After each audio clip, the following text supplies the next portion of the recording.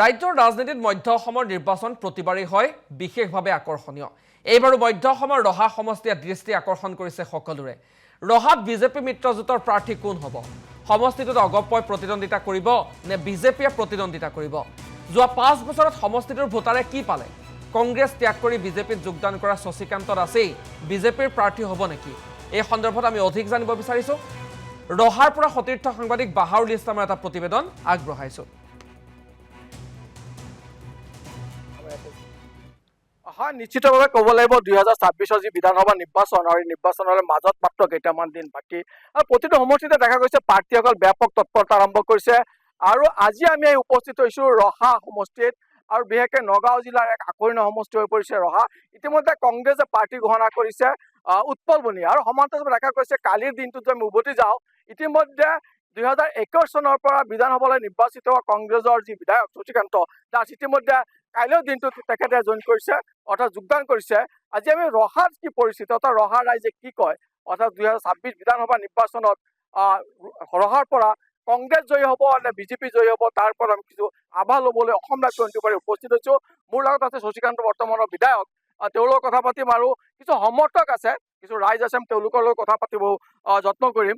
পোনে পোনে আপোনাৰ ওচৰলৈ আহিছোঁ। যিহেতু আপোনাৰ যি পৰিকল্পনা আছিলে বা সম্ভৱতঃ 2021 চনৰ পৰা আপুনি যেতিয়া বিধানসভালৈ নিৰ্বাচিত হৈছে তাৰপিছত আমি দেখিছিলোঁ আপুনি বিজেপিৰ লগত এটা সুসম্পৰ্ক আছিলে আৰু শেহতীয়া দেখা গৈছে কালিৰ দিনত আপুনি যোগদান কৰিছে। আৰু এই যি পৰিকল্পনা আছিলে আপুনি কি কাৰণত কংগ্ৰেছৰ পৰা আহি বিজেপিলৈ আহিলে? মই অসম লাইভৰ সমূহ দৰ্শক আৰু আপোনালোকৰ চেনেলৰ প্ৰতিগৰাকী সংবাদ বন্ধুক মই আন্তৰিক অভিনন্দন জ্ঞাপন কৰিছোঁ।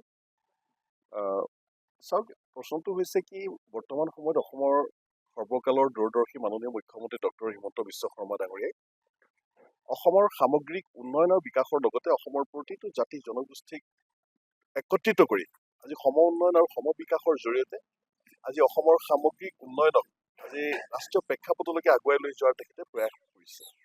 যোৱা সময়খিনিত আজি মুখ্যমন্ত্ৰীগৰাকীৰ বলিষ্ঠ নেতৃত্বত আমি এনেধৰণৰ কিছু কাম আমি লক্ষ্য কৰিছোঁ যে স্বাধীনতাৰ আজি 7টা দশক পাৰ হৈ গুচি গৈছে, তথাপিতো আমাৰ বহু কিছু সমস্যা আজি স্বাস্থ্য শিক্ষাৰ পৰা আৰম্ভ কৰি আজি ৰাস্তা ঘাটৰ পৰা আৰম্ভ কৰি মাথাউৰিৰ পৰা আৰম্ভ কৰি আজি প্ৰতিটো ক্ষেত্ৰতে আজি মুখ্যমন্ত্ৰীগৰাকীয়ে অতি যোগাত্মক চিন্তা চৰ্চাৰে আৰু বিশেষকৈ আমাৰ ৰাজ্যখনৰ যি নিবনুৱা যি সমস্যা, এই সমস্যাটোৱে এক দৈত্যকাৰী ৰূপ ধাৰণ কৰিছিলে। আজি সেইটো সময়ত এনেকুৱা এটা সময় আছিলে যিটো সময়ত APSC কেলেংকাৰীৰ নামত ব্যাপক ধনৰ লেনদেন হৈছিলে, যে ৰাকেশ পালৰ দৰে আজি APSCৰ আজি তেখেতে অধ্যক্ষ হৈ আজি জেলত থাকিব লগা অৱস্থালৈ পৰ্যবেক্ষিত হৈছে। আজি যিসকল মেৰিট থকা মানে মুঠতে দুৰ্নীতি আৰু নিকা এটা চৰকাৰৰ কাৰণে আপুনি আস্থা এটা আহিছিল বিজেপি চৰকাৰলৈ। এতিয়া আপোনাৰ নিযুক্তিৰ ক্ষেত্ৰত এতিয়া পোনপটীয়া আৰু এটা প্ৰশ্ন জানিব বিচাৰিছোঁ।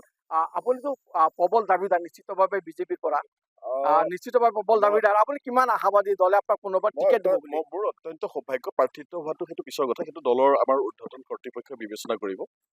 মই প্ৰথমতে বিশ্বৰ সৰ্ববৃহৎ এটা গণতান্ত্ৰিক ৰাজনৈতিক দল ভাৰতীয় জনতা পাৰ্টীৰ সদস্য পদ পোৱাটো বা তাতে মই কাৰ্যকৰ্তা হিচাপে এজন সাধাৰণ কৰ্মী হিচাপে যোগদান কৰাটো বা দলে মোক আঁকোৱালি লোৱাটোৱে এইটো মোৰ কাৰণে অত্যন্ত পৰম সৌভাগ্যৰ কথা।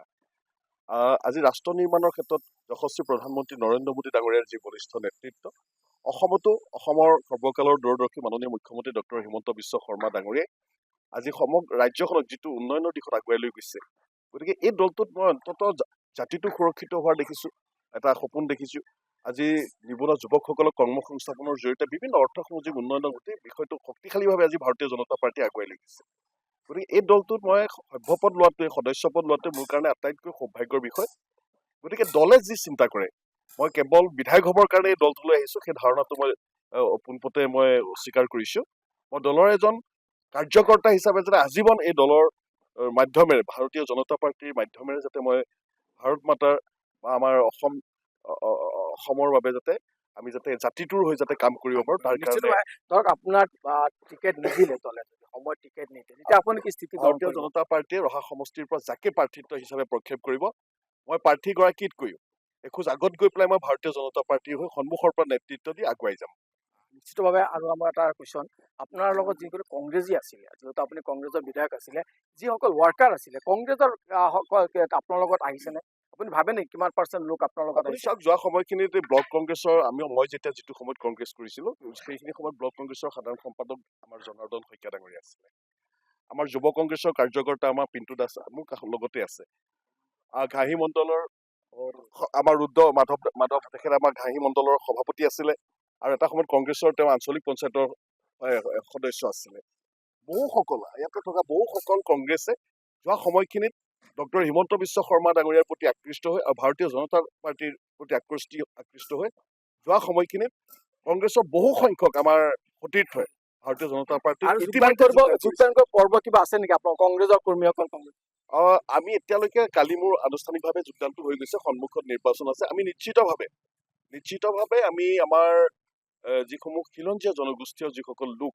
এই লোকসকলক আমি বিজেপিত সমবিকাশৰ জৰিয়তে যাতে আগুৱাই লৈ যাব পাৰো তাৰ কাৰণে আমি যোগদান কাৰ্যসূচী নিশ্চিতভাৱে আমি সমষ্টিত কৰিম ইতিমধ্যে সমষ্টিত বহু ঠাইৰ পৰা আমাৰ খবৰ আহিছে যে অন্যান্য দলৰ পৰা বহু সদস্য আমাৰ ভাৰতীয় জনতা পাৰ্টীৰ প্ৰতি আকৃষ্ট হৈ মাননীয় মুখ্যমন্ত্ৰীগৰাকীৰ নেতৃত্বৰ প্ৰতি বিশ্বাস ৰাখি তেখেতসকলে আগুৱাই আহিব খুজিছে আগন্তুক সময়ত দেখিব ৰহা সমষ্টিত আমি বিধানসভা নিৰ্বাচনৰ প্ৰাক্ষণত আমি যোগদানৰ বিশেষ কাৰ্যসূচী নিশ্চিতভাৱে সমৰ্থক আছে মই আপোনাৰ ওচৰলৈ আহিছো আপুনি পূৰ্বে কংগ্ৰেছ আছিল এতিয়া বৰ্তমান এতিয়া বিজেপিত কি হ'ব ৰহাৰ প্ৰেক্ষাপট কি হ'ব মানে ৰহা সমষ্টিত মাননীয় শশীকান্ত দাস ডাঙৰীয়া যি বিধায়ক আছিল প্ৰায় 80% কংগ্ৰেছৰ কাৰ্যকৰ্তা মণ্ডল কংগ্ৰেছ যুৱ কংগ্ৰেছ মহিলা কংগ্ৰেছ সেৱা দল আমাৰ যিমানখিনি আছে প্ৰায় 80% বিষয়ববীয়া লোক বিধায়ক মহোদয়ৰ লগত আমি একেলগে জইন কৰিছোঁ বা বিধায়ক মহোদয়ৰ লগত আমি একেলগে আহিছোঁ আমি দেখিব পাইছোঁ যিখিনি এতিয়া কংগ্ৰেছৰ মানুহ দেখিছোঁ খুব মানে অদ্ভুতভাৱে খুব আমি দেখিছোঁ যে খুব কম সংখ্যক মানুহ এতিয়া কংগ্ৰেছত আছে আৰু এটা মুষ্টিমীয় এটা জাতি বিশেষ সম্প্ৰদায়ৰ লোক তাত দেখিব তেওঁলোকে কংগ্ৰেছ নিশ্চিতভাৱে আপোনাৰ ওচৰত কি হ'ব 2026 নিৰ্বাচন ৰহা নমস্কাৰ পোনপ্ৰথমে মই ক'ব বিচাৰিম যে আজি গত যি 4টা বছৰ এই 4টা বছৰে বিধায়ক শশীকান্ত দাস ডাঙৰীয়াই আমাৰ সৰ্বকালৰ শ্ৰেষ্ঠ মুখ্যমন্ত্ৰী হিমন্ত বিশ্ব শৰ্মা ডাঙৰীয়াৰ নেতৃত্বত তেখেতৰ প্ৰতি সমৰ্থন আগবঢ়াই ভাৰতীয় জনতা পাৰ্টীৰ উত্তৰণ আৰু ৰহা সমষ্টিৰ উন্নয়নৰ সমবিকাশৰ কাৰণে তেওঁ এই 4টা বছৰে কাম কৰিছিল আৰু যোৱাকালি এই সমগ্ৰ তেওঁ যি ত্যাগ কৰিছিল সেই ত্যাগৰ স্বীকৃতি হিচাপে ভাৰতীয় জনতা পাৰ্টীয়ে তেখেতক কালি দলত জইন কৰাই